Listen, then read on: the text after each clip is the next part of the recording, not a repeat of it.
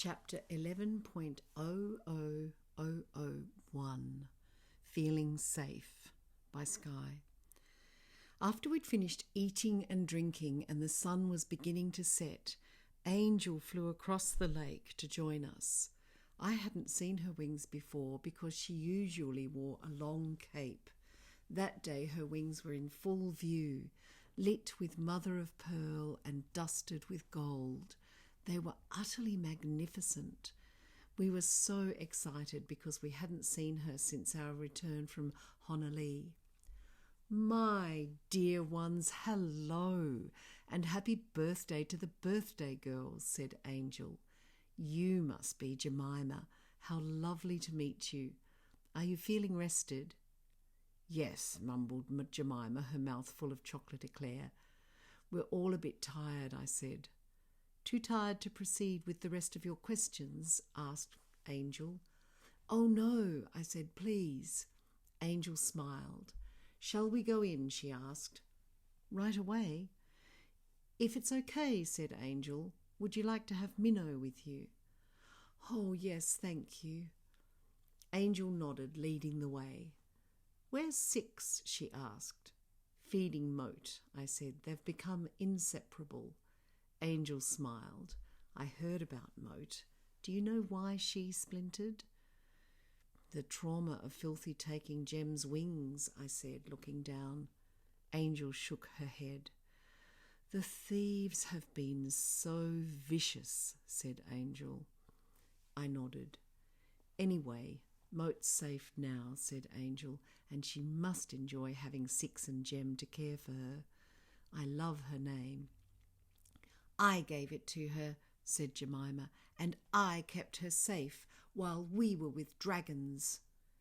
You were very brave, said Angel. Jemima looked proud of herself. Now, here we are, said Angel, ushering us into a lovely room right next to the lake. Angel sat on a huge golden chair and said, Please, make yourselves at home. Jemima ran over to Angel's chair and gestured that she'd like to sit on her lap. Angel lifted her up into the grand chair. Minnow and I sat in an oversized armchair decorated with so many birds. We snuggled into the cushions piled up in the chair. Every cushion was dedicated to a different bird. There were kookaburras, magpies, falcons, flamingos, little blue wrens, toucans, parrots, peacocks, and so many more. I wondered if they might start chirping and rustling their feathers at any moment. Should we wait for Six? I asked. She's happy with the baby, said Angel. Don't we need them for the joining up? All in good time, said Angel. I sighed with relief. They'd like to stay for a bit longer, if they can. Angel smiled. Of course. Now, where are we up to? Miguel started you off? I needed you to think about things. I nodded. I'm afraid I was a bit rude to Miguel. Not to worry, said Angel. Miguel can handle himself. I felt a little better, but I knew I'd hurt Miguel's feelings and it wasn't a nice thing to know.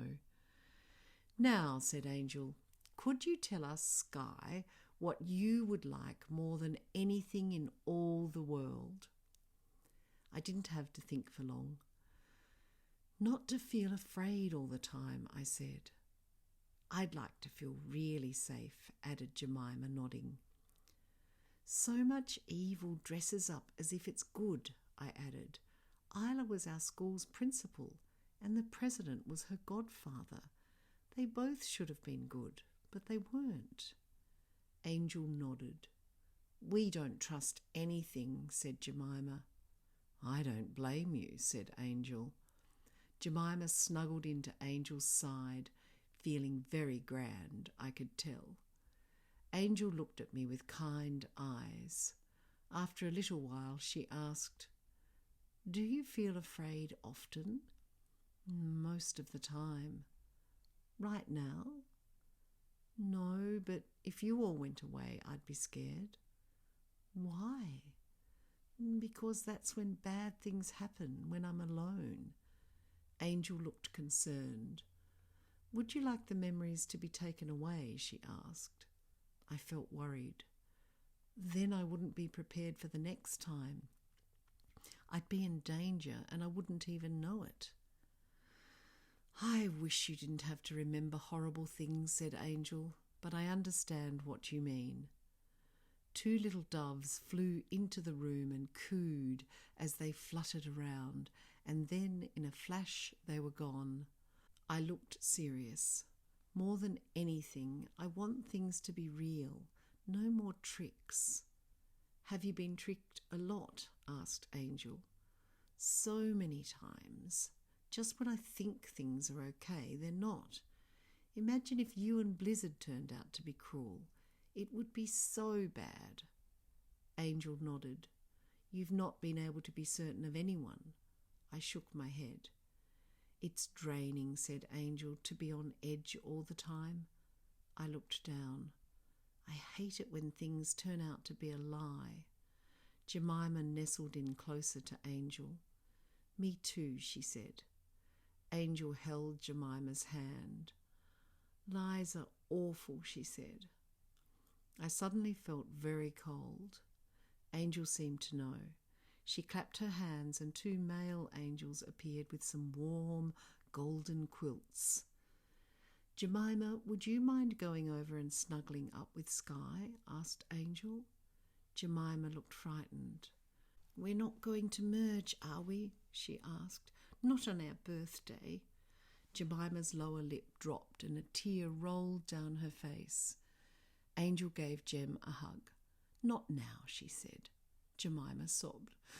I know we have to, she said, but I'm going to miss Skye and Six and Moat and all of you.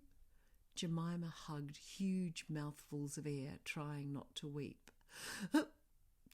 I know, said Angel. It's truly not going to happen today. Snuggling in next to me, Jemima calmed down. This is good, she said, patting the golden quilts. I keep having nightmares about my basket falling into the sea, and I can't find Moat because she's been pulled under the water. Then she washes up on the shore and one of the dragons eats her. Angel looked sad. With your permission, I think Jemima could do without that fear. Do you both agree?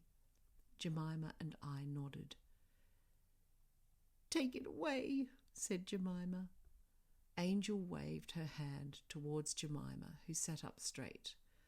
Long strands of golden thread shimmered all around Jemima's head for a moment and then disappeared. Jemima blinked and took some deep breaths.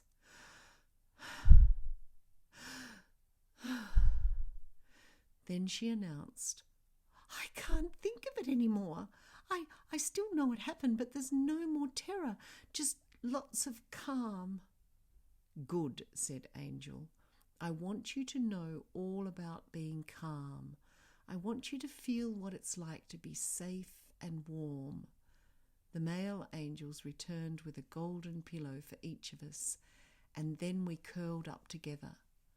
I smiled at Minnow and Jem before closing my eyes and allowing myself to feel as safe as I possibly could.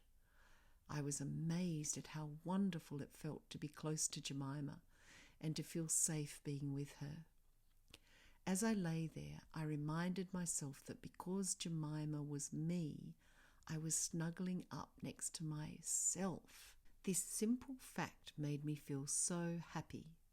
I wondered if Jax could make a chair especially designed to help people feel safe. I drifted into a calm space and imagined what kinds of things might be in and around Jax's enchanted chair of safety. A log fire for sure, as a hologram of course, and a dog lounging, one like Molly who helped Blizzard at the Black Pond. Books piled high, chocolate ice cream and salted caramel, scones with strawberries and cream, the smell of lavender, a golden cat just like Minnow's little lioness, purring. The best fruit salad made from all the fruits in the universe. Thick, fluffy quilts and music. Something slow with a snare drum beating softly and an oboe, plus a cello or a bass guitar, and some gongs, and the sound of doves and bees humming with a low buzz, and also vanilla ice cream, just for good measure. In no time at all, we were all fast asleep.